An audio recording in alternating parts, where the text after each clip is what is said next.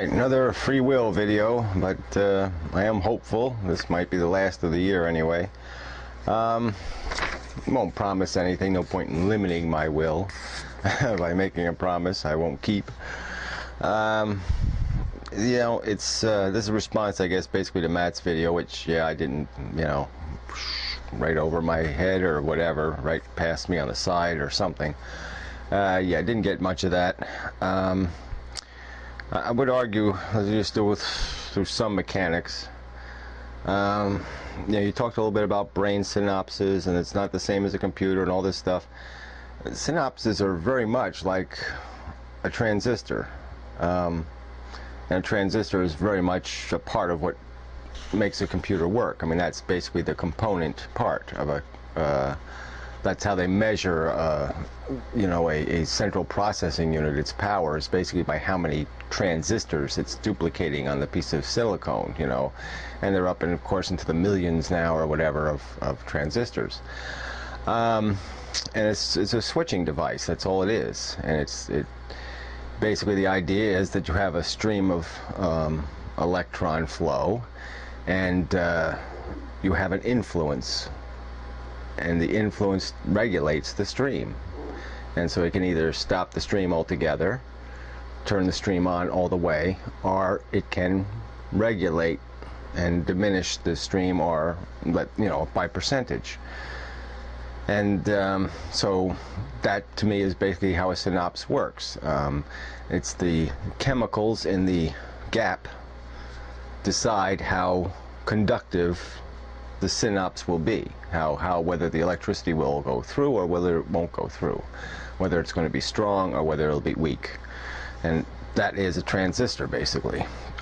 So I think drawing parallels, reasonable parallels, you don't have to get crazy about this, between the dynamics of the basic modern computer and the function of part of our brain, at least, is perfectly reasonable. Okay, so the other part was, you know, you talked about how the eye receives the information in our perception. You know, that there isn't really color. It's a contrivance of our perception, and that's not really true. You know, we are sensing a difference, and so it has its color. I mean, whether it's color or texture, or whether it was a glow or some other nuance, it's just a way of detecting distinct characteristics that exist in the substrate. I mean, things are a different color because their surface is different from each other. We're not creating a false difference. We're representing the difference. And that's what it's all about, really. The whole concept of intelligence is creating representations. And it doesn't really matter how the brain collects the information, whether it's upside down, sideways, crooked. It doesn't matter, because it will be interpreted. And the same thing happens again in a computer. It doesn't process the information in the same form it receives it. The input isn't, you know, it's interpreted many times. I mean, a mouse can use opticals, it can use a mechanical wheel. You can do all kinds of, you know, it can be wireless or not wireless. Okay, so you have ways to transmit the information is very different. But it's all going to the same place, and then it gets converted again from a certain code, and then it's converted again and again. I mean, it goes through all kinds of interpretations. And then even in software design, somebody might write a program, and that program will be interpreted 4 or 5 or 6 or 7 times before it is finally actually made part of how the computer processes the information. I mean, the computer, you know, CPU is running on an assembly kind of language, and you know, there's all kinds of these layers of interpretation before we get back down to that layer again of a raw memory language.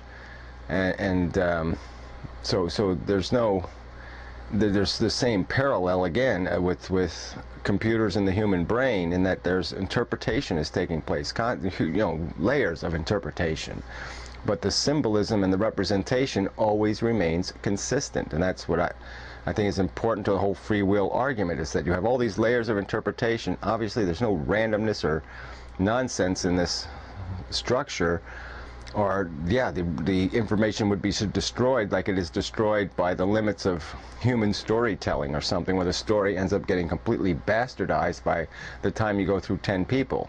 Well, computers don't make that mistake. They don't bastardize the story. They retain the integrity of the information they receive after they have manipulated it. They manipulate it in a consistent manner. They can always be re-represented and always can be used to regain the original. At least the original meaning is never destroyed. All right, so I think that pretty much covers the little bits I could understand from your video. And so we'll just get back to the original subject of free will. And I think the most important thing in the whole conversation, regardless of your spontaneous randomness, God, all this, native instinct, all this crap people want to talk about, the point is that you have to input a programming before you can output a result. And so if you don't read the book, if you don't collect the information, if you don't have the experience, you're not going to be able to incorporate it into your will. Your will essentially has to be pre-constructed. You cannot construct it on the fly. You cannot, bang, all of a sudden have the will. The will has to be pre-built. You have to make it piece by piece over time. It is not something that just spontaneously comes to you. All right? I mean, a thought might do that, but you have to put all the parts and all the pieces together ahead of time to make that happen. An inspiration doesn't come from nowhere. It comes from your experience. It comes from maybe decades or years and years of experience, and then you do a little bit of thinking and the wheel just clicks right. You get the combination and bam, there's the inspiration. And there is nothing spontaneous or random about it. You have to do the groundwork to create it. That's the point. So it is not free will. It is built will. It is created will. It is manufactured will. Let's come up with some other word, but free is the wrong word for it, because you have to make it first. And the other really important point, I think Nick, the modern mystic, really came up with the greatest part of this whole thing. The thing that really makes it really means something, the discussion, is the fact that even with all what we collect, our will is defined by ourselves. We can spend time thinking and processing, and that will help us develop a better understanding and more from within ourselves, from the information we have already collected. But we can't go beyond that limit until something outside of us gives us more. We need to feed that to make it do more. And sometimes we need to feed it to give it that little extra that makes it get the combination.